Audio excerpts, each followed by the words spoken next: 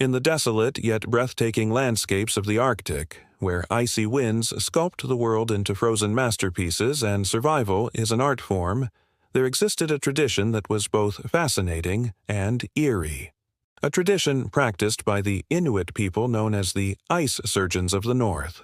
The term itself conjures up images of icy blades and the intense chill of the Arctic, but it's what these blades represented that truly captivated those who heard tales of them. These were more than just tools for surgery. They were weapons against the unforgiving environment and the silent killer that stalked their people. But, as with many practices rooted in ancient traditions, whispers always seem to linger around the edges, murmurs of a deeper meaning, a connection to the spiritual realm that went beyond the physical world. Whispers that spoke of the cold, carrying ancient spirits into the wounds. Today, we're going to delve deep into this chilling aspect of the ice surgeon's legacy, exploring the belief that the frigid temperatures of the Arctic carried with them not just the promise of numbing pain, but also the potential to invite otherworldly entities into the human body. Join me on this journey as we uncover the chilling secrets behind the ice surgeons of the North. Imagine a time before modern medicine, before antibiotics and sterile equipment. In the Arctic Circle, life was harsh and unforgiving. Injuries and illnesses were not just a physical pain, but often a gateway to a slow and agonizing death. Enter the ice surgeons, members of the Inuit community who had mastered the art of treating ailments under the most primitive conditions. Their operating tools weren't scalpels or forceps, but rather ordinary knives, some no bigger than a woman's fingernail. Despite the rudimentary tools, these ice surgeons performed tasks that were nothing short of miraculous. They treated everything from frostbite and gangrene to hernias and even arrow wounds. Their methods were as unconventional as their tools, and yet surprisingly effective. Their first line of defense against infection, which could easily turn a small cut into a life-threatening wound in the Arctic's freezing temperatures, was a technique they called makiak. This involved carving away the affected flesh using the frozen blade. But this wasn't just a physical procedure. It was believed to have spiritual implications as well. The Inuit believed that the cold carried within it ancient spirits, powerful entities that had been dormant for centuries. When these spirits entered a wound, they could wreak havoc on the body, causing illnesses and even death. To prevent this, the ice surgeons didn't just treat the physical wound, they also performed rituals to appease these spirits. Before and after operations, they would chant prayers and offer gifts to ensure the safety of their patients. But the whispers persisted. Some claimed that despite these precautions, some spirits were simply too powerful to be kept at bay. It was believed that certain individuals, usually shamans or those with a deep connection to the spiritual world, had the ability to see these spirits. They claimed that when the ice surgeons made incisions, they were opening the door to a world that should remain hidden. And while these stories were never confirmed, they added a chilling layer to the already daunting practice of surgery in such harsh conditions. Fast forward to today, and the legacy of the ice surgeons lives on. While the threat of gangrene and frostbite might be a bit more manageable thanks to modern medicine, the stories of the ice surgeons serve as a powerful reminder of the harsh realities faced by our ancestors.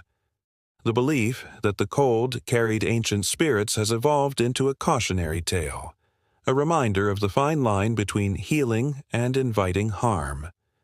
Now let's get back to the ice surgeons of the North. Imagine being part of the Inuit community in the frozen expanse of the Arctic. Life here was not for the faint of heart. Each day was a battle against the elements, and any injury could lead to a dangerous infection. Enter a young boy named Atanik. He had always been fascinated by the ice surgeons and their mysterious ways, but his admiration turned into desperation when his younger brother, Ikaralusuak, developed a severe case of frostbite on his hands. Time was of the essence, and only the skills of an ice surgeon could save Ikaralusuak's life. Annika's father, Sila, a respected hunter, decided to take his son to the nearest village to seek help.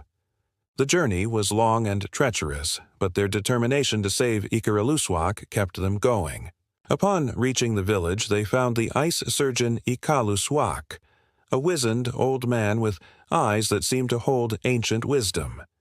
Ikalusiak examined the boy's frostbitten hands and explained that the only option was an operation to remove the damaged flesh and cauterize the wound.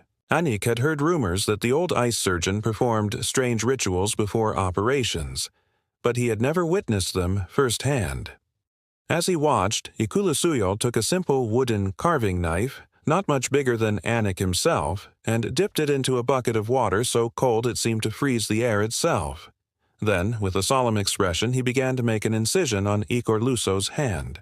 The sight was both fascinating and horrifying to young Anik. He saw the ice surgeon's weathered hands move with surprising agility and precision as he carved away the frostbitten flesh. The boy cried out in pain, but Anik knew that this was a necessary step to save his brother's life. After the incision was made, Ikalusiak reached for a small pouch hanging from his belt and brought out a bundle of dried herbs. With deft movements, he ground the herbs into a fine powder and carefully applied it to the open wound. Finally, he took a small piece of heated stone and gently cauterized the area. The entire procedure was done with such focus and precision that Anik couldn't help but feel a sense of awe. When Ikalusiak finished, he wrapped the hand in a mixture of animal fat and moss, creating a poultice that would keep the wound clean and protected. As Anikalusuak's hand was bandaged, Annika noticed something peculiar. The ice surgeon had not only removed the frostbitten flesh, but had also carved intricate patterns into the skin around the wound. These patterns, Annika soon learned, were not just decorative, they were protective symbols meant to ward off evil spirits. According to Inuit beliefs, the cold could carry ancient spirits into the body through the open wound, and these spirits could cause illness and even death. By carving the protective symbols, Ikalusiak was ensuring that his patient would be safe from harm. In the days that followed, Ikalusiak visited Anik's family every day to check on his brother's progress. The young boy's condition gradually improved, and the frostbite did not return. As the weeks passed, Anik spent more and more time with the ice surgeon, eager to learn about the mysterious practice of ice surgery. From the careful selection of tools to the complex rituals, every aspect of the trade fascinated him. One day, he asked Ikalusiak about the meaning behind the protective symbols he had carved into his brother's skin. The old surgeon looked at the boy with knowing eyes and explained the beliefs that guided his practice. According to Inuit tradition, the cold held ancient spirits that could enter a person's body through wounds or any orifice. These spirits were not inherently evil, but they were also not benevolent. They were simply beings of cold and darkness, and they could cause harm if they entered a body. That's why every incision made by an ice surgeon was also a battle against the cold, a way to protect the patient from the dangers of the Arctic. Ikalusiak also revealed that not all ice surgeons chose to carve protective symbols. Some preferred to recite ancient prayers or perform special rituals before operations. However, he believed that the symbols were the most effective way to keep the spirits at bay. As Anik listened to the old surgeon's words, he felt a shiver run down his spine. He had always been fascinated by the ice surgeons, but now he understood that their work was not just a matter of skill and knowledge. It was also a spiritual calling. One evening, as the sun dipped below the horizon, and the sky blazed with hues of purple and orange, Ikalusiak handed Anik a small, worn knife. It was one of the tools used in the operation on Anikalusuak's hand. "Here," he said, his voice raspy but firm. "Take this knife and carve a symbol of protection on your arm. You never know when it might be needed." Anik looked at the knife, then back at the old surgeon. He knew that accepting the knife meant taking on the responsibility of an ice surgeon, becoming a protector against the dangers of the cold. Taking a deep breath, he nodded and carefully carved a protective symbol onto his arm. The pain of the carving was nothing compared to the chill that ran down his spine as he realized the weight of his new calling. From that day forward, Anik began his training to become an ice surgeon. He assisted Ikalusiak on his rounds, learning the techniques and rituals of his craft. He studied the properties of the cold and the ways to protect against its dangers. And as he grew older, he became known as the bravest ice surgeon of his time, always ready to face the challenges of the Arctic and the spirits of the cold. And there you have it, the legacy of the ice surgeons of the North, a blend of necessity, tradition, and a touch of the supernatural. What do you think of this chilling tale? Do you believe in the whispers of the cold carrying ancient spirits? Share your thoughts in the comments below. If you enjoyed this video, don't forget to hit the like button and subscribe for more captivating content. Until next time, stay curious and keep exploring the world's hidden mysteries. There are certain medical procedures that people do today that might seem weird or crazy in comparison to how we view medicine now, and what we're going to be talking about today is definitely one of those cases. These are the salt surgeon's cuts. These cuts were filled with salt, and they were done all over Europe from the 16th century up until the 19th century. It was thought by doctors back then that if you took someone who was sick and you cut them open and removed some of their insides, that it would allow you to suck out the disease. We have seen this in other videos before. They would do things like bloodletting. This was another one of those similar procedures. So they would take salt and they would fill up these incisions that they made in people's bodies. They did it in the chest cavity, they did it in the abdomen. Some of these salts even had special ingredients in them. So sometimes you would see recipes for these salts where they would put in things like tobacco or mustard seed or dried flowers of lavender or even small pebbles. Sometimes they would also add a little bit of vinegar to the mix. They would take these salts and they would pack them tightly into these incisions. Why would they do this? Well, the idea behind it was that the salt would purify the body. The reason why I say that these cuts were filled with salt and not just sprinkled with salt, because they actually wanted the salt to react with the internal organs. So they would take a piece of linen cloth, they would dip it in the salt water, and they would stuff that into somebody's incision. In many cases, they would do this multiple times. So you can imagine someone laying there with maybe a half-foot of cloth stuffed into their chest cavity or their abdomen. Now, you're probably wondering, what exactly was the supposed cure here? Because clearly, taking someone's insides and throwing salt on them isn't really a cure for anything. Well, what they were trying to do here was cure things like chronic pains, epilepsy, arthritis, headaches, and even depression. But the way that they thought that they could get rid of these conditions was, again, by purifying the body. They thought that the salt would draw out the humors. You remember in my last video we talked about the 4 humors: blood, phlegm, yellow, and black bile. They thought that everyone had these 4 humors inside of them, and if they were imbalanced, you would become ill.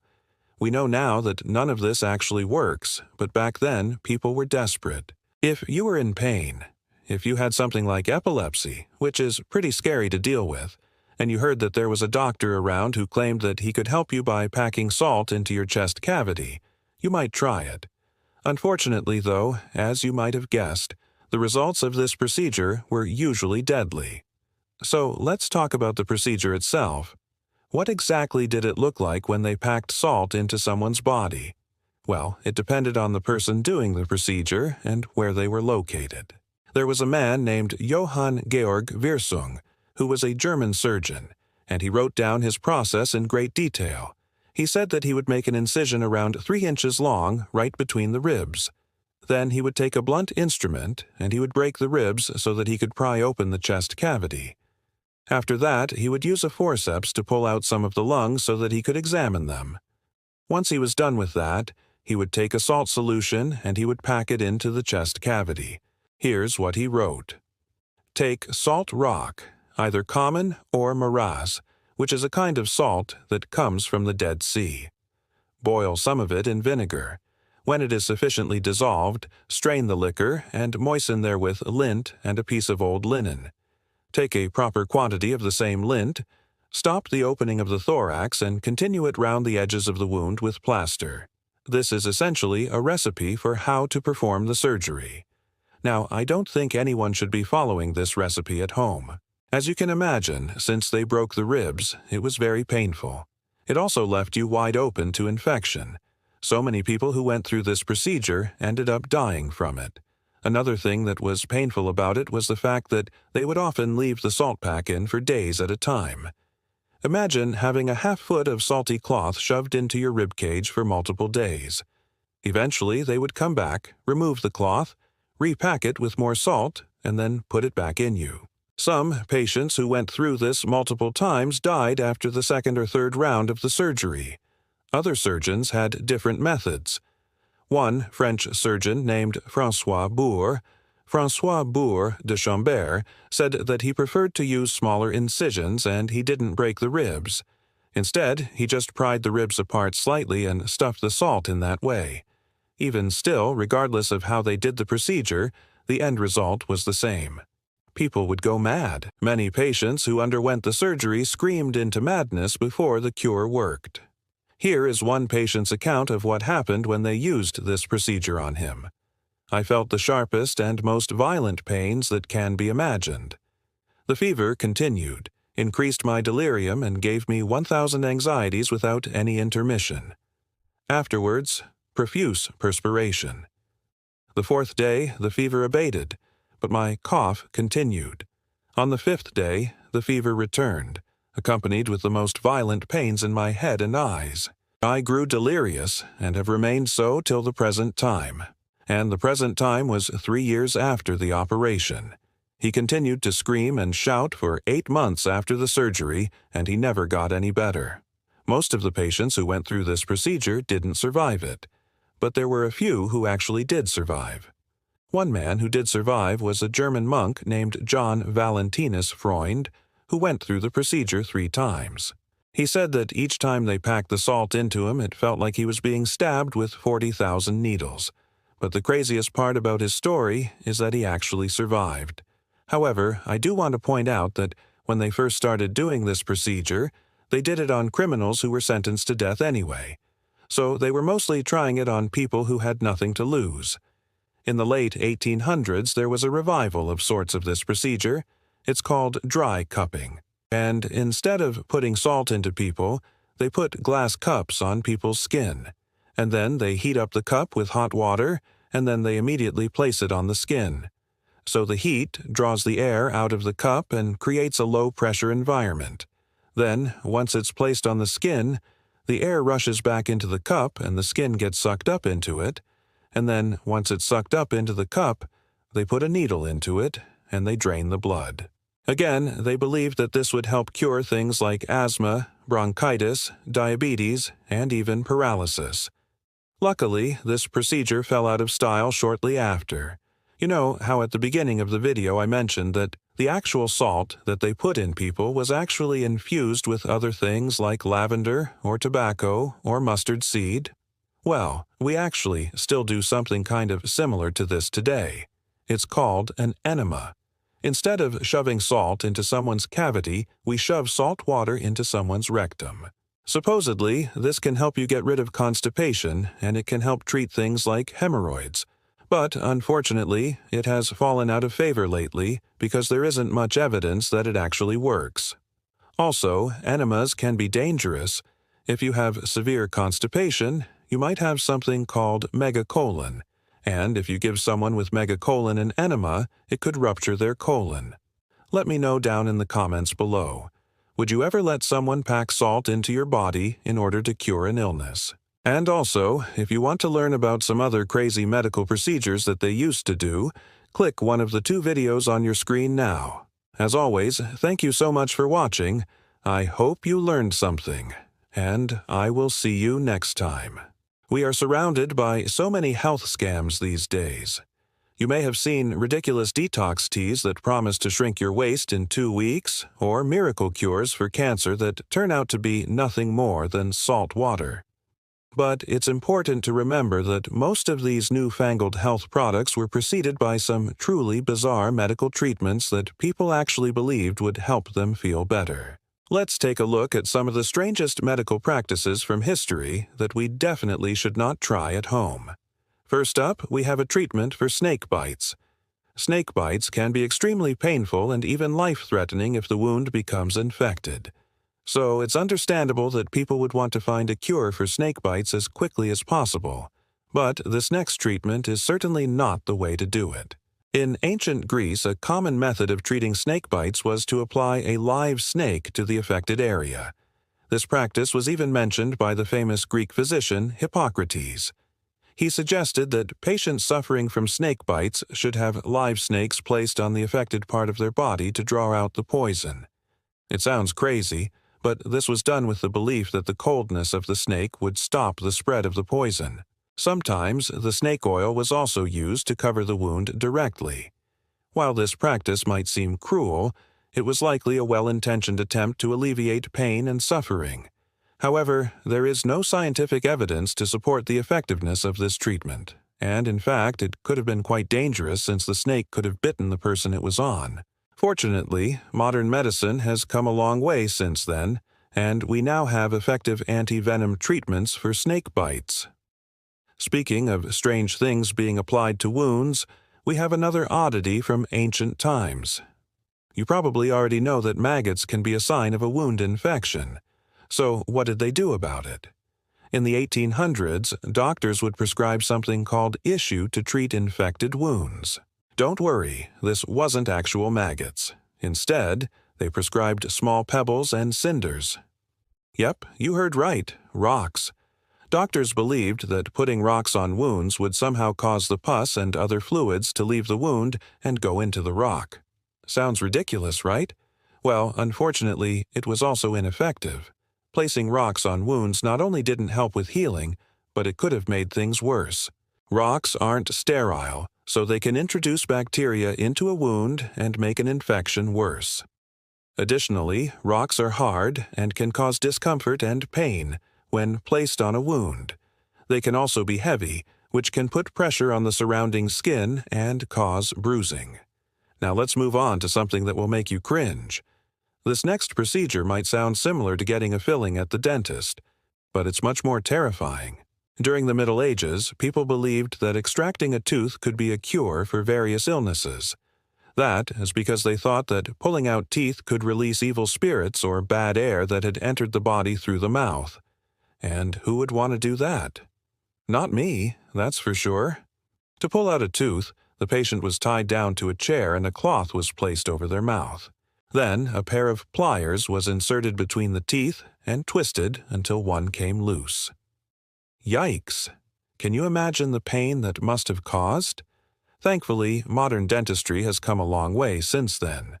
We now have anesthesia and other pain management options that make dental procedures much more comfortable for patients. So if you need a filling, don't worry, it won't hurt as much as this medieval tooth extraction. But let's move on to something even more insane. Bloodletting was a popular medical treatment for centuries. The idea was that by removing some of the patient's blood, they would be cured of whatever ailment they were suffering from. Bloodletting was used to treat everything from headaches to mental illness. The most common way to perform bloodletting was through leeching, which involved attaching leeches to the skin, usually at the site of the patient's pain. Leeches suck blood out of their victims, which could potentially lower blood pressure and reduce inflammation. But there's no evidence that this actually cures any diseases, and it can actually be harmful, leaving the patient weak and anemic. Thankfully, bloodletting is no longer used as a medical treatment. In fact, in modern medicine, we often do the opposite and give patients blood transfusions when they're sick. But speaking of blood, let's take a look at a treatment that was used to cure anemia. Blood transfusions were first performed in the 17th century, but it took a while before the practice became common. Around the same time, doctors noticed that patients who received blood transfusions often got very sick afterwards. This led to a decline in the popularity of blood transfusions. However, in the 19th century, a doctor named James Blundell revived the practice and developed techniques to make blood transfusion safer. Despite its revival, the use of animal blood was still prevalent in the early 20th century. Doctors believed that transfusing animals like goats and dogs would improve the health of patients suffering from anemia. Imagine getting a transfusion of goat blood. Yeah, me neither. But luckily, the practice was eventually discontinued once the dangers of cross-species transfusions became apparent. Moving on to a different part of the body, let's look at a treatment for eye problems. If you wear glasses or contacts, you know how important it is to keep your eyes clean and healthy. Otherwise, you could end up with an eye infection or other serious problem. But this next treatment was not only ineffective, it was downright painful. For centuries, people believed that inserting a needle into the eye could cure eye problems. They would insert the needle into the center of the eyeball and then rotate it around. Talk about an eye-popping experience.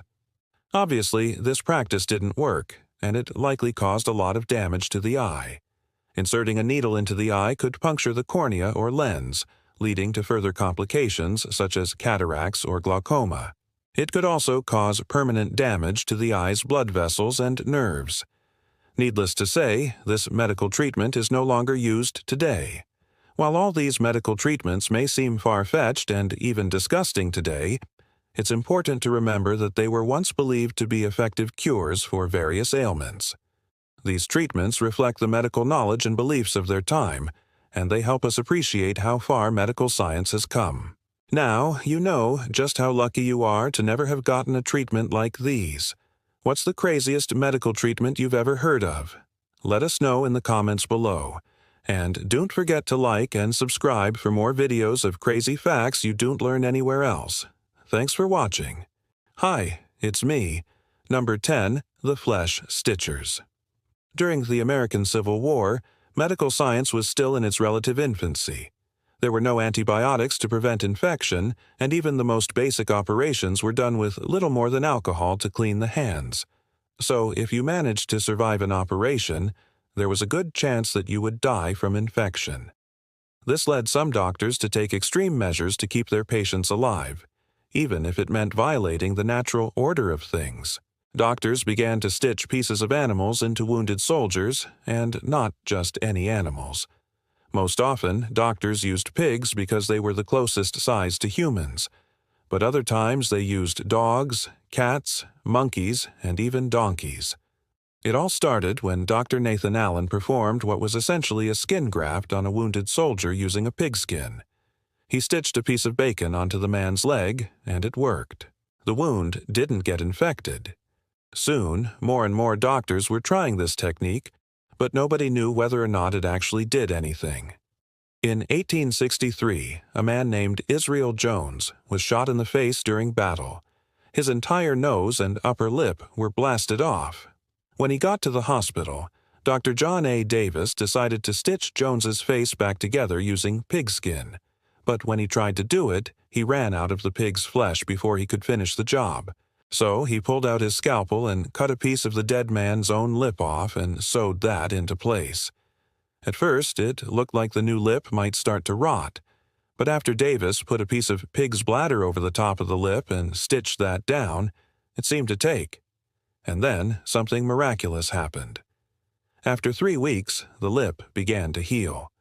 By the time Jones left the hospital, the new lip was fully healed and looked entirely natural.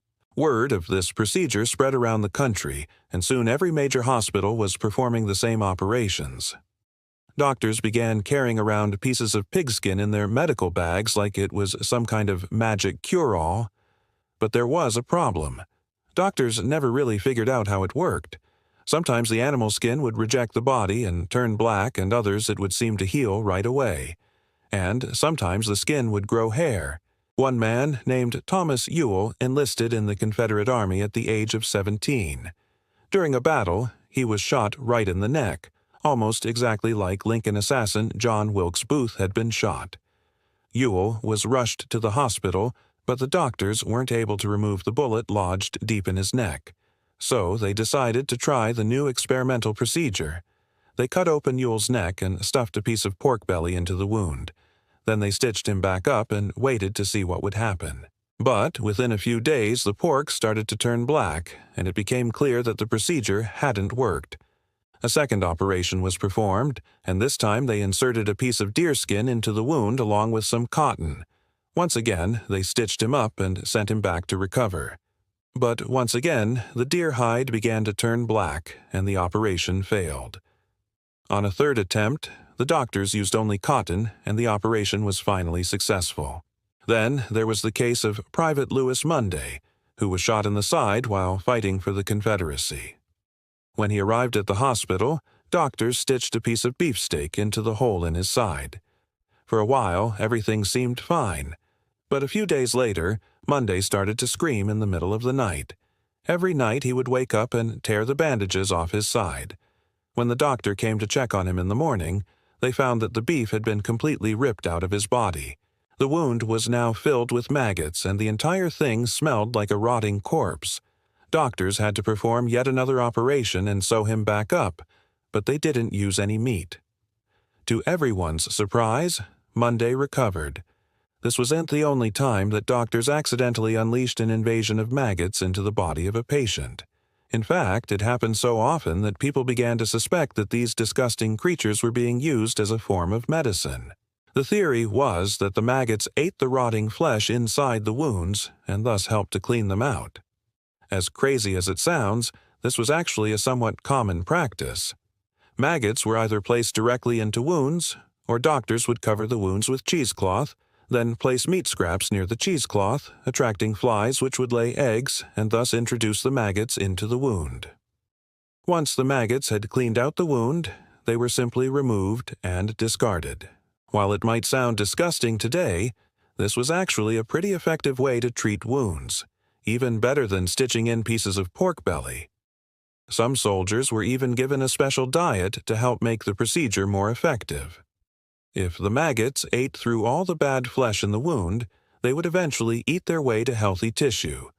So doctors instructed patients to eat a lot of fat and sugar, which would make their blood thicker and less likely to clot. This meant that the maggots would not be killed prematurely by clots and would be able to eat for longer.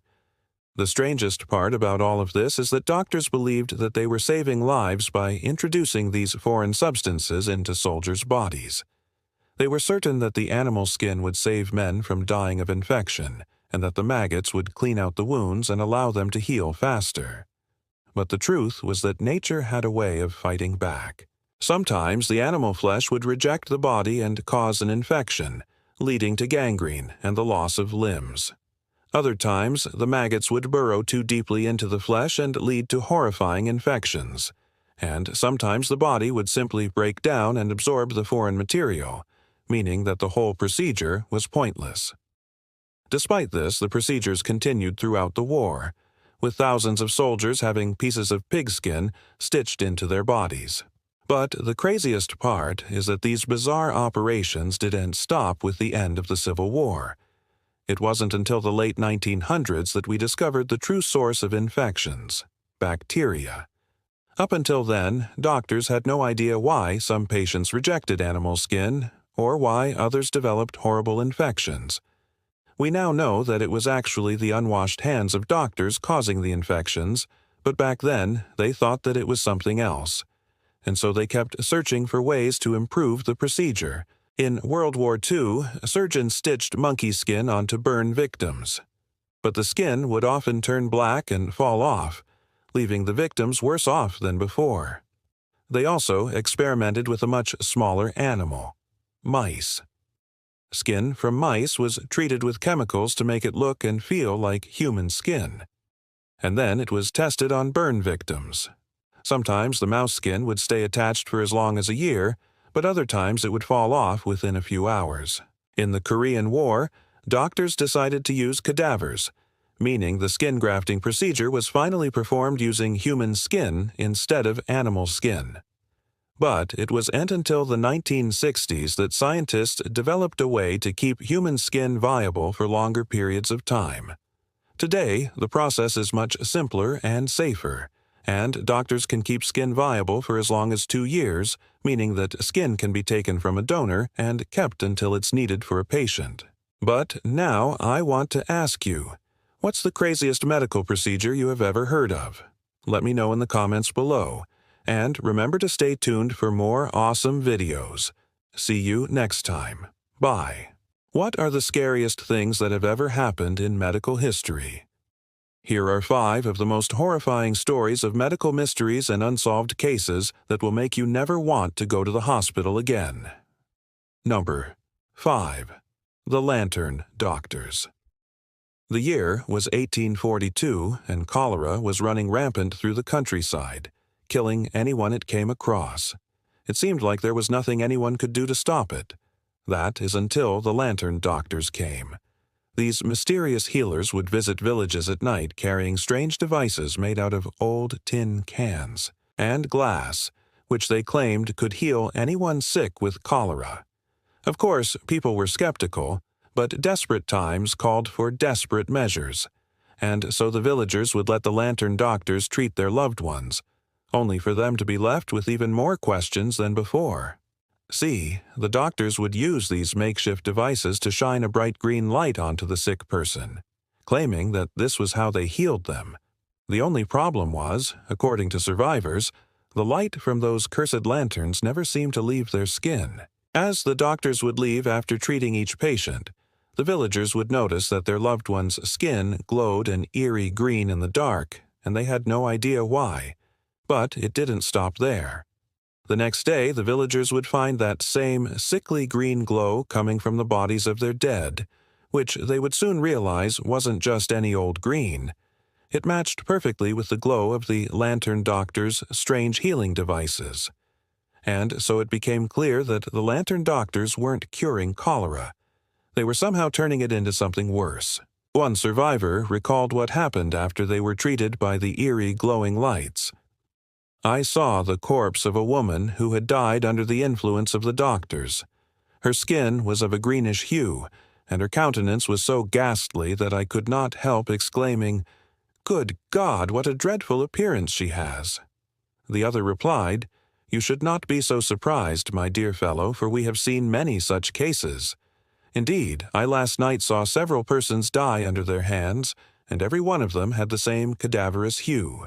After hearing this, one can understand why people wanted the Lantern Doctors to treat them. But the mystery doesn't end there. Nobody knows what the Lantern Doctors did or why they chose to shine that cursed green light on their patients. Some believe it was an ancient form of radiation treatment gone wrong, while others think the doctors were vampires using the light to identify their next victim. Whatever the truth may be, the Lantern Doctors' methods killed hundreds and left an everlasting scar on those who survived. Number 4. A Mysterious Blue Man. In 1646, a man showed up at a London hospital covered head to toe in blue skin. See, the man had come down with a strange illness that turned his entire body the color of the sky. He was in a lot of pain, too, saying that he felt as though his bones were being broken and his muscles were being torn apart. But there was nothing the doctors could do. They had never seen anything like this before, and they had no idea how to treat him. As time went on, the man got worse and worse, with his blue skin becoming greener and his body contorting in ways that shouldn't be humanly possible. Then one day, right before the eyes of the hospital staff, the man's skin began to fall off, revealing the horrific truth behind his strange illness. Beneath his blue skin was another layer of skin, one that was a ghastly shade of yellow. The doctors were completely baffled. Why did this man have 2 layers of skin? And what was the second one? They didn't know then, but today we do. Today, this case is believed to be one of the first recorded cases of porphyria, an extremely rare disorder that prevents the body from producing enough heme, a substance that carries oxygen throughout the body. Without enough heme, someone's skin can turn a reddish-purple color, hence why this case and many others like it are referred to as the vampire disease. Sadly, there is no cure for porphyria, and the man died soon after. But the mystery does not end there, because this wasn't the only time such a case was seen. There were dozens of similar cases between 1646 and 1963. And yet, despite being so widespread, no one knew what caused them. It wasn't until 1965 when scientists finally discovered that porphyria was hereditary, passed down through recessive genes. And number 3, Alice in Bedlam. When Alice was born, something was different about her. While most babies come out crying, ready to start their lives, Alice did not. Instead, she spent most of her time lying in bed with little to no emotion. She wouldn't respond to loud noises or bright lights, nor would she interact with her family like most children. And so Alice's parents took her to see a doctor, hoping they could figure out what was wrong with their baby. But when the doctor examined Alice, they found nothing physically wrong with her. So they sent her home with no answers and no treatment. But that didn't mean Alice's problems stopped there. As she grew up, she became increasingly violent and unpredictable, often hurting herself and those around her without warning. At first, her parents tried to take care of her, but eventually they had no choice but to send her to Bedlam Hospital, one of England's most infamous mental institutions. There, Alice was given shock therapy and lobotomies in an attempt to restore her humanity. But neither worked, and Alice continued to get worse and worse. Today, we know that Alice suffered from a rare medical anomaly known as Cotard's syndrome, which causes someone to believe they are dead, a zombie, or some other horrific monster. This explains why Alice never cried as a baby and why she spent most of her life lying in bed. But it does not explain why she became so violent. Well, studies show that a person suffering from Cotard's syndrome can also suffer from schizophrenia, which causes hallucinations, paranoia, and extreme mood swings. And that might explain why Alice hurt herself and those around her. But there's still one major question left unanswered. How did she get Cotard's syndrome in the first place? Well, the honest answer is we don't know. This makes Alice's case one of the most terrifying medical mysteries of all time. Number 2, the boy who couldn't die. In 1876, a young boy named David Gray was run over by a train, causing his entire leg to be severed clean off his body. Most people would have died from such a traumatic injury, but David didn't. Not only that, but amazingly, he seemed totally fine afterward, showing no signs of pain, fear, or shock. In fact, he seemed almost happy. After David recovered from his injuries, he lived a relatively normal life, working as a janitor, getting married, and having children. But no matter what he did, he was never able to hide the stump of his missing leg, which always reminded people of the day he died. Or maybe he didn't. You see, whenever anyone asked David how he survived being hit by a train, he would reply, "I don't know, I just couldn't die." David kept this up for the rest of his life, dying in 1965 from cancer, which begs the question, how does one survive being run over by a train? Some believe David was an alien disguised as a human who was immune to human diseases and injuries. Others say he suffered from a medical condition that made him feel no pain, meaning he probably wouldn't have noticed if his leg was cut off or not. But really, no one knows. And number 1, vampire uteruses. In the early 1900s, women started reporting a strange and scary symptom. Their vaginas smelled like rotting flesh. To make matters worse, they started feeling tired and weak, and their gums started bleeding for no reason.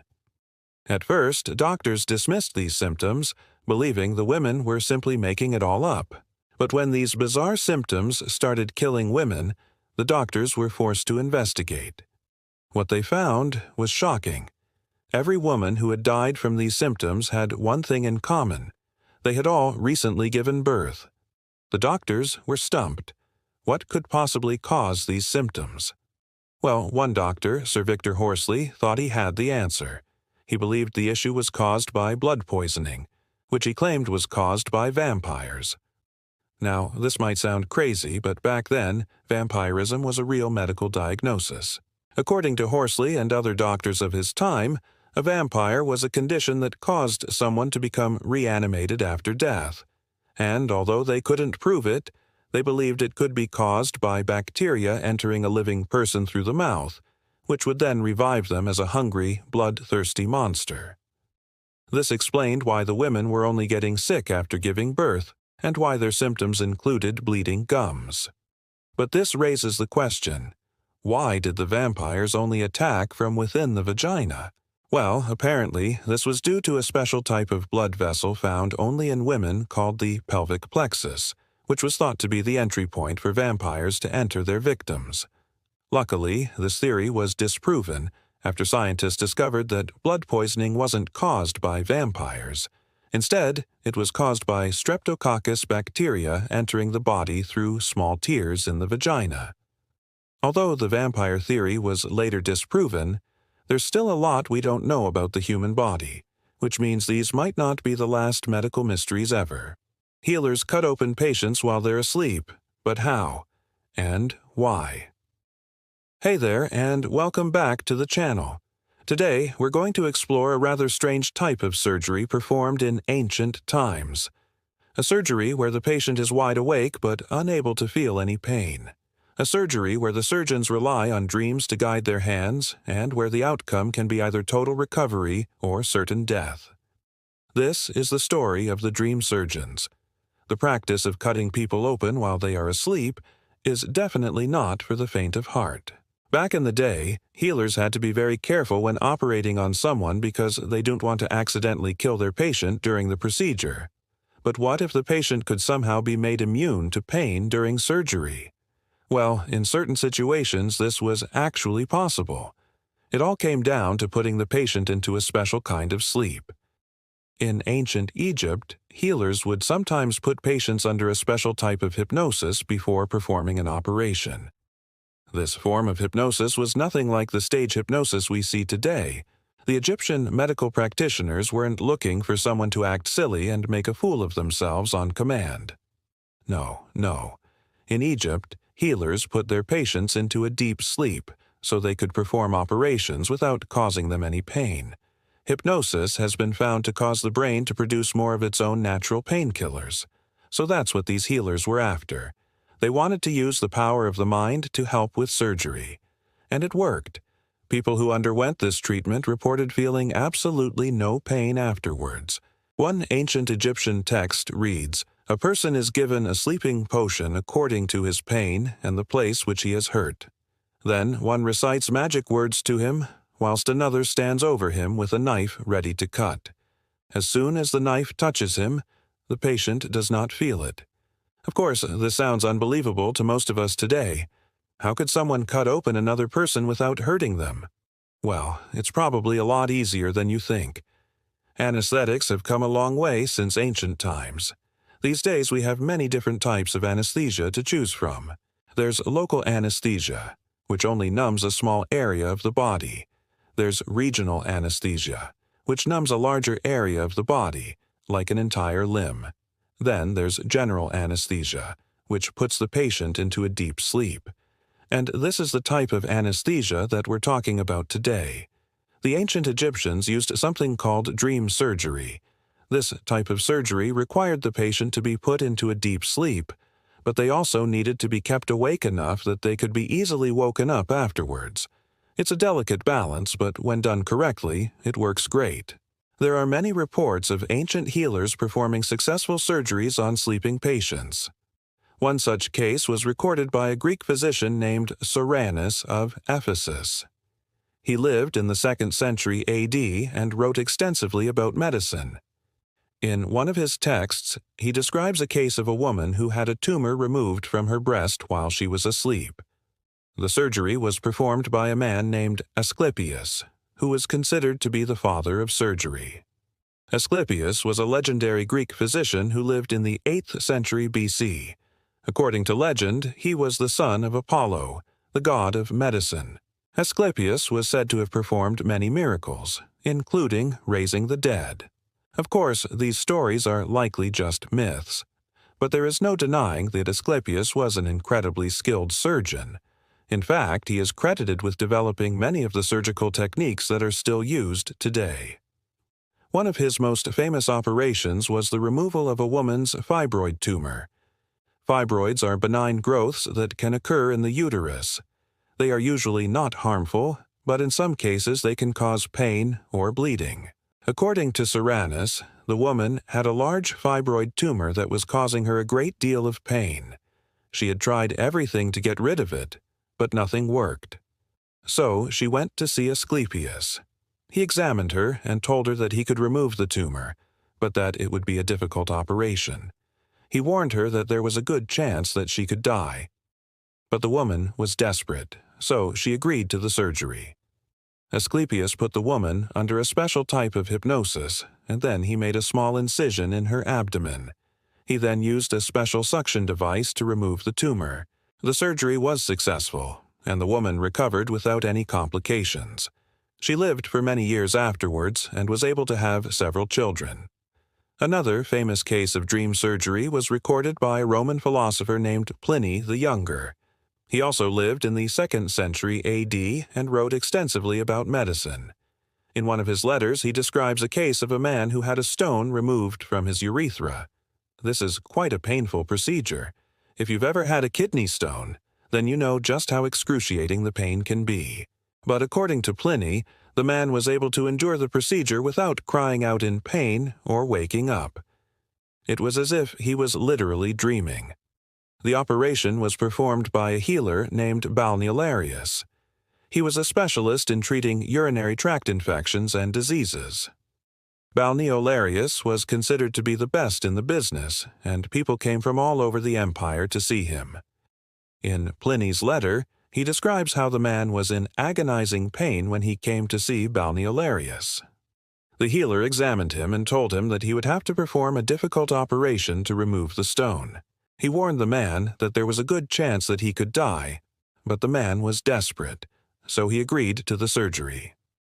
Balneolarius put the man under a special type of hypnosis, and then he inserted a thin tube into the man's urethra. He then used a small basket attached to the tube to retrieve the stone. The surgery was successful, and the man made a full recovery. It may seem hard to believe today, but in those days, people didn't really have much else to do when they were sick other than try and get some rest.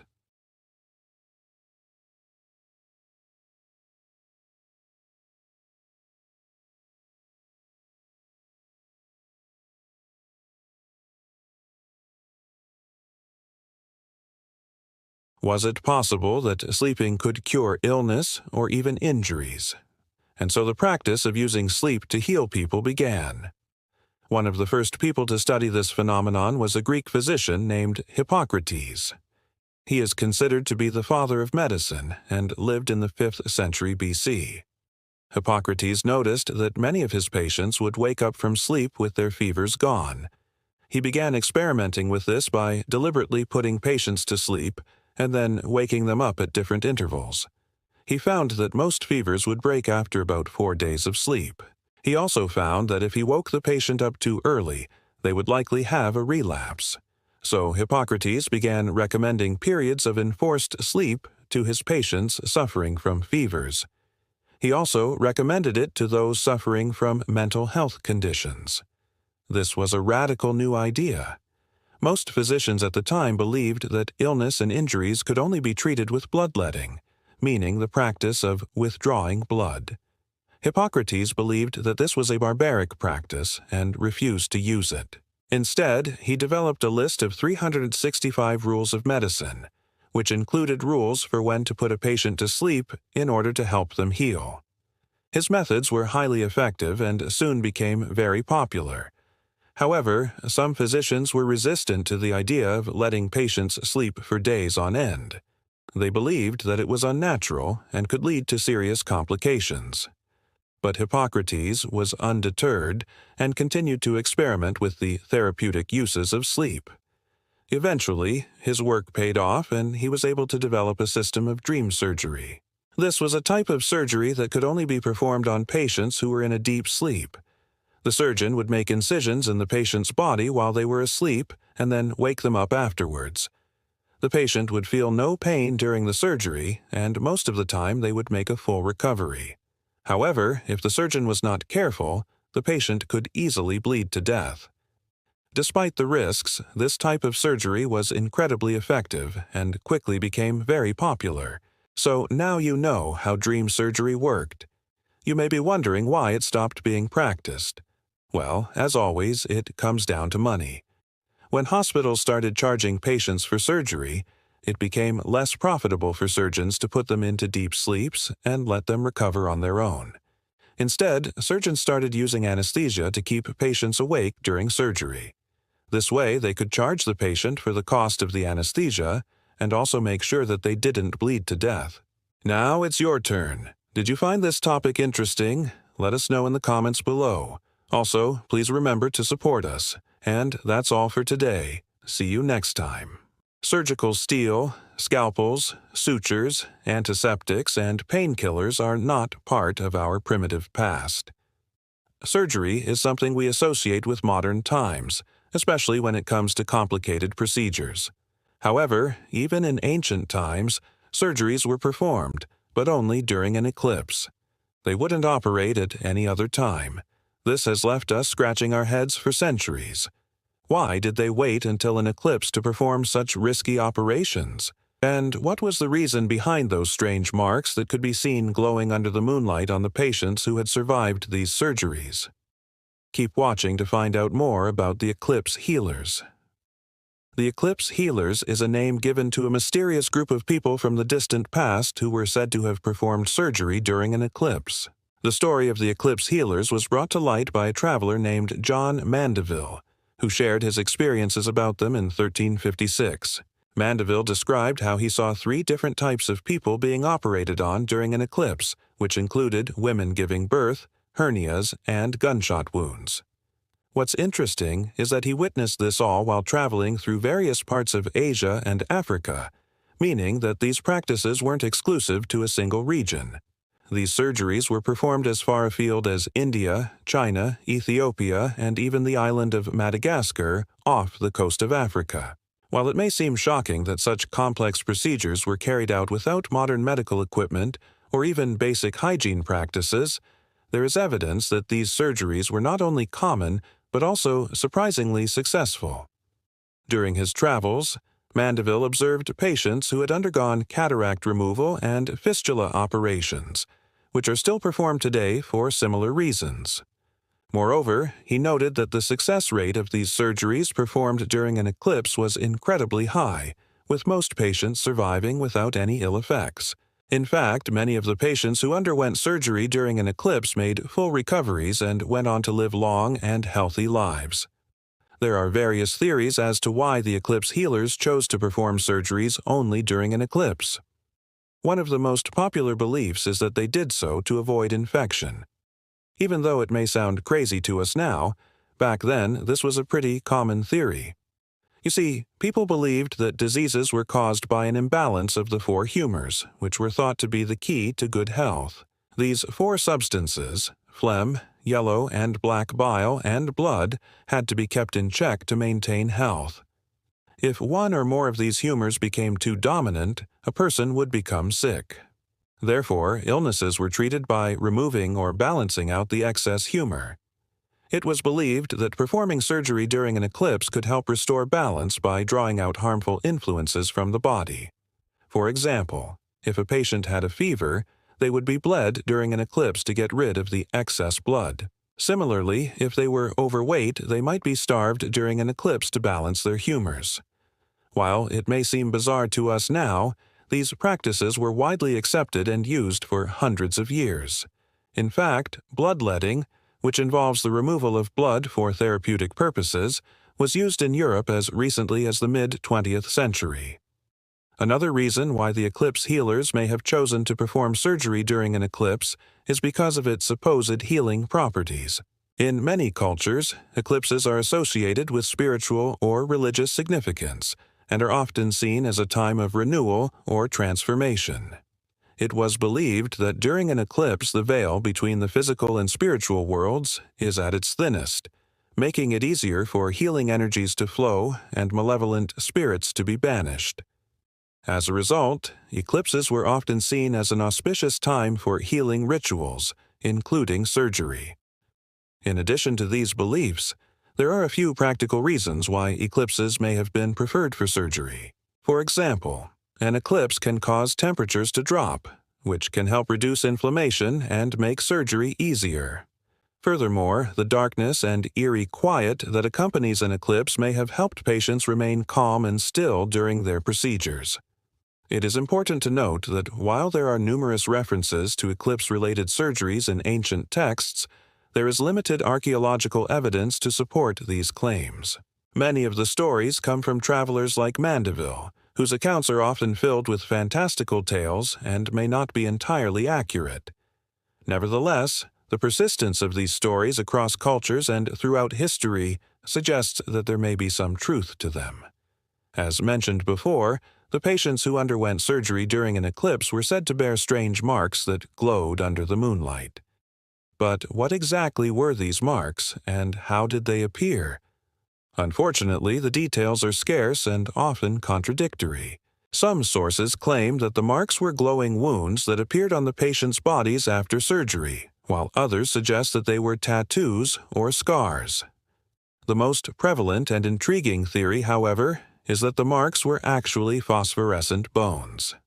This idea was first proposed by a French physician named Paul Broca in 1869, who examined a skeleton that had been unearthed in Mexico. The skeleton had a strange green glow, which Broca attributed to the patient having undergone surgery during an eclipse. According to this theory, the bones of those who had been operated on glowed green due to the absorption of phosphorus during the procedure. This would explain why the marks were only visible under moonlight and why they disappeared after death, as the bones lost their moisture and the phosphorus could no longer glow. However, there are several issues with this theory. First, there is no evidence that phosphorus was used in ancient surgical procedures. Second, it is unlikely that a single surgical procedure could cause the entire skeleton to glow green. Lastly, if the marks were truly phosphorescent bones, why did they only appear on patients who underwent surgery during an eclipse? These questions have led many researchers to dismiss the idea of glowing bones as a viable explanation. Some researchers have suggested that the marks may have been the result of a different phenomenon known as bioluminescence. Bioluminescence is the ability of certain organisms to produce light through chemical reactions within their bodies. For example, fireflies and jellyfish are well known for their bioluminescent properties. However, there are no known examples of humans or human bones exhibiting bioluminescence. Therefore, while it is a fascinating theory, it is unlikely to be the true explanation behind the glowing marks. Another possible explanation is that the marks were simply a misinterpretation of existing body art or scars. Ancient cultures around the world have a long history of decorating their bodies with tattoos and scarification, which involves the creation of scars for aesthetic or ritualistic purposes. It is possible that what Mandeville and others described as glowing marks were actually tattoos or scars that were particularly prominent during an eclipse. Ultimately, the true nature of the glowing marks remains a mystery. While the idea of phosphorescent bones is intriguing, there is little evidence to support it. It is more likely that the marks were the result of a combination of factors, including body art, scarring, and the dim lighting conditions during an eclipse. In conclusion, the eclipse healers were a group of mysterious practitioners who allegedly performed surgery only during solar or lunar eclipses. While their methods and beliefs may seem strange to us now, it is important to remember that they were products of their time and culture. The idea that eclipses had healing properties was widespread, and the belief that surgery could restore the balance of humors was also common. While the true nature of the glowing marks remains unknown, they serve as a reminder of the enduring human fascination with the supernatural and the lengths to which people will go to heal themselves. Now check out surgical procedures that would be impossible today. Or click this other video instead. The year is 5000 BC in the ancient city of Babylon. Someone is dying. Their family brings them to the best healers in the city, but even they can't help this person. So one last resort: doctors who mix the ashes of the dead into their potions. They tell the family this will give the patient the strength of the dead and heal them from whatever is ailing them. Well, that sounds like a great idea until the patient's eyes turn black. What was that substance that the doctors used? What did it do to the patients? And how does science today explain what happened? Today, we're going to take a look at one of history's most disgusting yet interesting medical practices, the ash healers of Babylon.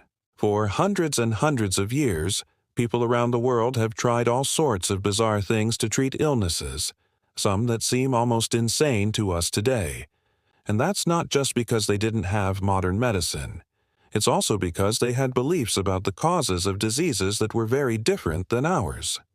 Diseases weren't always seen as being caused by bacteria, viruses, or genetic abnormalities. They could be caused by imbalances in the body, or even caused by malevolent spirits. So treatments would often reflect these differing beliefs. Treatments such as bloodletting, where the patient would have blood removed, sometimes by leeching, because it was believed this would remove bad or imbalanced blood, or trepanation, which was drilling a hole into the skull. This was done for various reasons, including to release evil spirits that had taken over a person. It was during the time of the Babylonian Empire, roughly between 1894 BC to 1595 BC, that mixing the ashes of the dead with healing potions was practiced. We don't know exactly when this practice started or why it started, but we do know about it thanks to a clay tablet which contains a record of a New Year's Day sale in the year 1770 BC.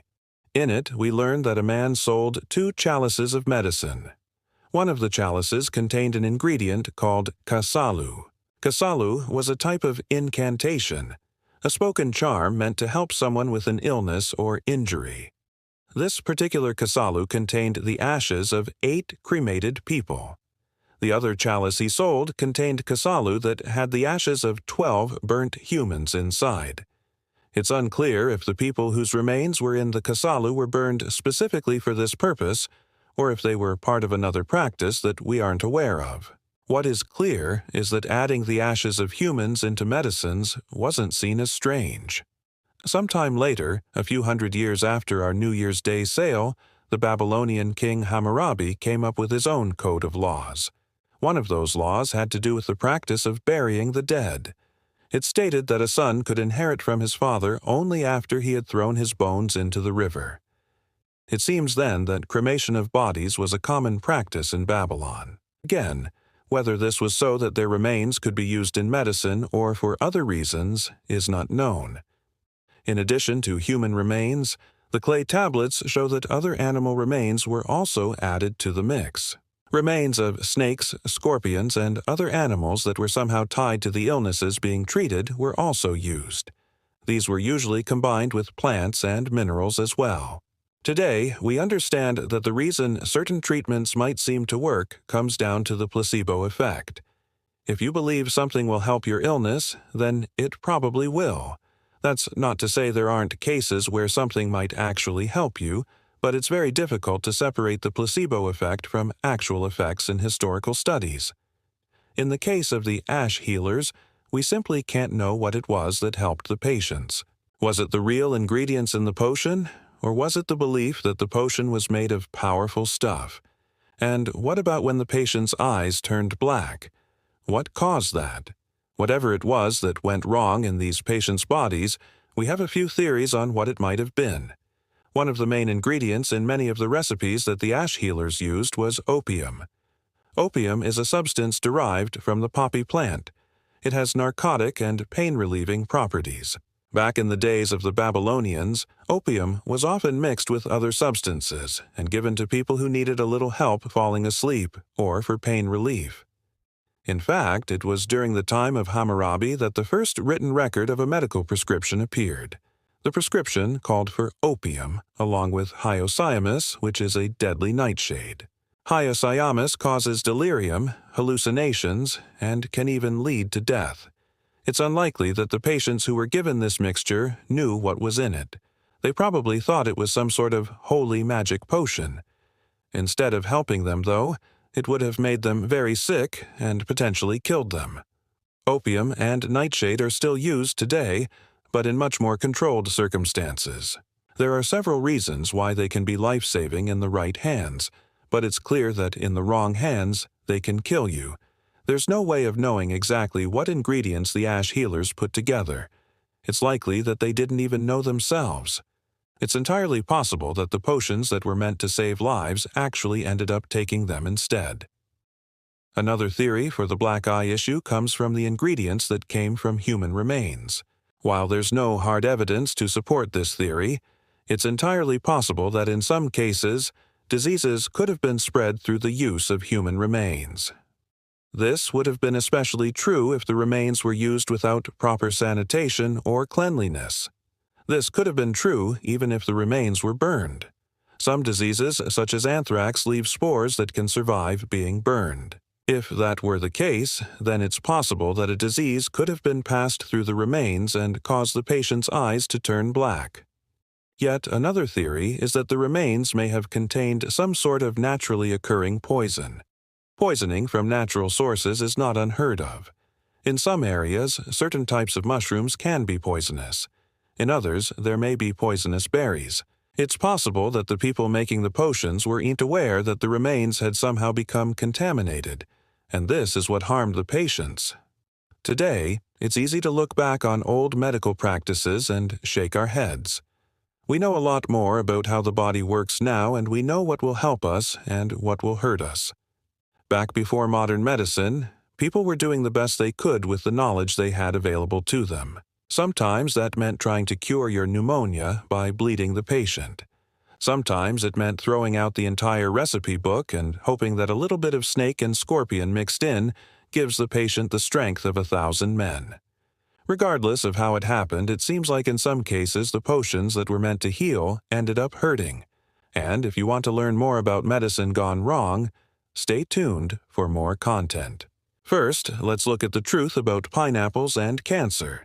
Then, check out what was the first ever antibiotic. Warning: this video contains some disturbing images that may upset some viewers. Viewer discretion is advised. The year is 1843 in western China's Sichuan province. In a village nestled between snow-capped mountains, there lived a man named Li Shizhen. Unlike most people of his time, Li was educated and civilized. And unlike the rest of his village, he had no superstitions. For this, the villagers called him a demon doctor. What they didn't know was that Li wasn't just a doctor, but also an ingenious and crazy murderer. To hide his crime, he would carve his victims' bones into flutes and use them to play music during healing ceremonies. Whenever a patient would enter his hut, they were never seen again. One day, a mother and daughter entered his hut. "Dr. Li," the woman said, "my daughter has been ill for a long time. Please help." But Dr. Li had already marked his next victim. "Come back tomorrow," he replied. "I'm busy right now." The mother did as she was told.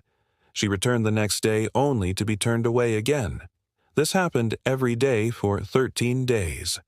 On the 14th day, when the mother returned, she found her daughter's flute lying outside the hut. Confused, she picked it up and blew into it. A beautiful melody echoed through the mountains. The tune sounded familiar, eerily so. It was the same one her daughter used to hum before falling ill. Suddenly, the door opened and out came Dr. Li with a blood-stained knife. "Where did you get that?" he asked. Mother was stunned. Her daughter had played that tune on the flute. Was her daughter still alive? And if so, where was she? Before she could ask any questions, Li grabbed her and pulled her inside. She never saw her daughter again. Neither did anyone else. The mountain hut became a tomb. Every night the wind carried the sound of flutes from the mountains. People heard the tune and despaired, for it was the song of the lost souls trapped in Dr. Li's hut. You've heard a creepy tale. Now meet a cruel killer whose hobby was to blow the skulls of his victims like flutes. His name was Joseph, and he was a kind-hearted man by all appearances. But behind his charming smile lurked a psychopath who enjoyed making music out of human skulls. It all started after his son died. At first, Joseph coped well with his grief, but soon he fell into a deep depression. He shut himself in his room and stopped talking to his wife. Days turned into weeks, weeks into months, and the man refused to leave his room. His wife knocked on the door and called out to him, but he didn't answer. Concerned, she called her brother, who was a police officer, and asked him to break into Joseph's room. When they opened the door, they found Joseph playing with his son's skull. He had gouged out both eye sockets, removed the jawbone, and made holes at the back to insert his fingers and create music. Joseph looked up at them and calmly explained what he'd done. "He can't be quiet," he said, referring to his son's skull, "so I gave him a mouth so he could sing with me." Joseph's wife screamed and fainted. The officer arrested Joseph and sent him to a mental hospital. But after 2 years, Joseph was declared sane and was set free. Now, you might think that Joseph learned his lesson and left his dark hobby behind. But you'd be wrong. After he got out of prison, he started visiting cemeteries at night and digging up corpses. He would take the skulls home, polish them up, and make music with them. Soon, the police got suspicious and put Joseph under surveillance. One night, they caught him red-handed while he was digging up a grave. They took him to the station, but Joseph committed suicide before they could question him. These killers found unique ways to hide their crimes, but none matched the ingenuity of Israel Keyes. While walking home one night, Israel stumbled upon a young woman lying on the sidewalk. She seemed drunk and barely conscious. Taking advantage of her intoxicated state, Israel dragged her to his car and drove her to his house. There he tied her to his bed and proceeded to assault her. The woman fought back, but Israel overpowered her. Then he did something that shocked even seasoned investigators. Israel wasn't done with his victim yet. After satisfying his lust, he cut the woman's body into pieces and disposed of her remains in different places. He was so thorough that the body was never recovered. Even more shocking, Israel wasn't a stranger. He was the boyfriend of the victim's sister. The sisters had been close until the murder, but now they were on opposite sides of the law. When questioned, Israel showed no remorse. He even offered the police a bizarre explanation. "I killed her because I loved her so much," he said. "Here's another case that will send chills down your spine." Meet Pedro Lopez, a Colombian serial killer who preyed on young girls. He targeted girls between the ages of 8 and 12, often abducting them from their homes while they were sleeping. Once he had his victim, Lopez would take her to a secluded area and assault her. But that wasn't enough for him. He wanted to keep a memento of his crime. So he chopped off their heads and displayed them on the roofs of houses or telephone wires. Often the severed heads were left in public areas, taunting the families of the victims. In total, Lopez confessed to killing more than 300 girls, but investigators believed the real number was closer to 600. These killers hid their faces behind masks, but these criminals concealed their identities in other ways. Take, for instance, the case of Linda Ann Bishop, an American serial killer who was known as the Lady Bluebeard. She married 7 times and outlived all of her husbands. Coincidence? Not at all.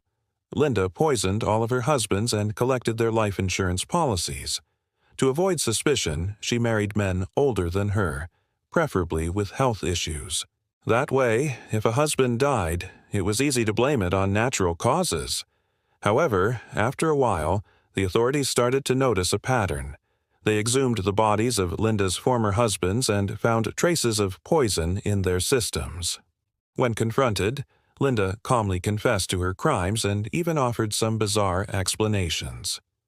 "They weren't my husbands," she said. "They were my lovers." Now, let's look at the case of Corazon Adrian Sampson, a Filipino woman who killed 7 men. What makes this case unique is that Sampson didn't kill her victims. She drowned them. She targeted men she met on the street, often luring them to secluded areas. With the help of an accomplice, she would then hold the men down and drown them in a nearby canal. The motive behind the killings was bizarre. Sampson believed that by drowning the men she was helping them reach heaven faster. Perhaps she was trying to play God, or maybe she just liked the thrill of the kill. Whatever her reason, she was finally caught and sentenced to life in prison. That brings us to the chilling tale of Neela Batley, a 72-year-old British woman who admitted to killing her husband. But her motive was far from ordinary. From a doctor who played the flute made of his patients' bones to a woman who drowned men to help them reach heaven faster. These killers had bizarre motives, but one thing was common: their actions shocked the world. Which case did you find the most disturbing? Let us know in the comments. This is one of the most disturbing pieces of history ever recorded. The Desert Blood Traders were a group of nomadic doctors who lived in the Middle East thousands of years ago. They traveled from village to village, offering their services as healers to those who were sick or injured. But what they did to their patients was far from healing. These doctors were monsters who delighted in inflicting pain on others, and their methods were so cruel and unusual that many people believed they were possessed by demons. What exactly did these doctors do? Well, it all started with a simple bloodletting ceremony. In the old days, it was common practice for doctors to bleed their patients in order to cure them of various ailments. This was based on the belief that diseases were caused by an imbalance of humors, and bleeding was a way of restoring this balance. However, there is no evidence to support this claim, and in fact, it has been shown that bloodletting can be harmful to patients. Despite this, it continued to be practiced for centuries. The Desert Blood Traders took this practice to a whole new level. However, when they started bleeding camels. Don't ask me why. They would then force their patients to drink the blood of these animals. Imagine being in excruciating pain and then having to drink the blood of a freshly slaughtered animal. It's enough to make anyone's stomach turn. And yet this was done routinely by these so-called healers. But that wasn't all. There are reports that after performing this ritual, many people swore they heard the camels crying inside them afterward. Now, obviously, this is quite disturbing, and there are a few possible explanations for what could have caused this. Maybe the people who drank the camel blood were hallucinating, due to some sort of reaction to the blood itself. Or maybe they were simply imagining things. However, there is another possibility that is much more sinister. Maybe the camels really were crying out inside their bodies. Think about it. If these doctors were willing to do such cruel and inhumane things to their patients, then it's not beyond the realm of possibility that they would also torture animals in such a way. Imagine being stuck inside someone's body, unable to escape as they slowly bleed you to death. That's what it must have been like for these poor camels. And if that's not enough to make you shiver, then I don't know what is. These blood traders were not only torturing their patients, but they were also risking their lives. Camel blood contains all sorts of nasty things that can make you sick, from bacteria to parasites. And let's not forget that camels are often infected with diseases that can be deadly to humans. By drinking the blood of these animals, the patients were putting themselves at serious risk of infection and illness. It's hard to imagine why anyone would willingly do such a thing, but these people were desperate for a cure. Many of them had been suffering from various ailments for months or even years, and they were willing to try anything to feel better. Plus, these doctors were respected members of society. They had traveled from village to village curing the sick and wounded, and most people believed that they were doing good work. So, when the opportunity came to finally get rid of that nagging cough or fever, most people didn't hesitate to take it. It's safe to say that most of us have never heard of the Desert Blood Traders, and that's probably for the best. If we knew how truly horrible these people were, we might lose faith in humanity altogether. But the truth is that these doctors were real, and they operated in the Middle East thousands of years ago. Their methods may seem barbaric to us today, but back then it was commonplace. So what happened to these doctors? Why aren't they around anymore? Well, eventually their methods caught up with them. As more and more people started dying from camel blood transfusions, it became clear that something had to change. Eventually, the practice was outlawed and the Desert Blood Traders were forced to flee. Some of them may have died, but no one knows for sure. All we know is that they disappeared and were never seen again. Thankfully, modern medicine has come a long way since then. We now know that bleeding patients is not a valid form of treatment, and we certainly don't drink blood as part of any medical procedure. But it wasn't that long ago that these things were commonplace. And the fact that they were done in the name of medicine makes it all the more disturbing. Just think about it. For centuries, people were willing to put their lives in the hands of these so-called healers, even though their methods were cruel and inhumane. They trusted that the pain and suffering they endured would ultimately be worth it, that they would eventually be cured of their ailments. But more often than not, this was not the case. And the desert blood traders were responsible for the deaths of countless people. These doctors were not only willing to inflict pain on their patients, but they also seemed to enjoy it.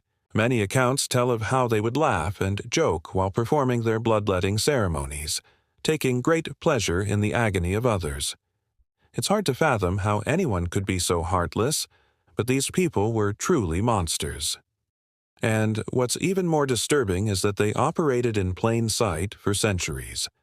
It wasn't until relatively recently that their methods were finally outlawed, and even then it took a long time for people to forget about them. To this day, there are still some who remember the horrors they inflicted on their patients, and they tell their stories in hopes that others will never forget. I know I'll never forget. The thought of these doctors traveling from village to village, offering their services and spreading disease in their wake is truly horrifying. And the fact that they were able to do this for so long without being stopped is even more disturbing.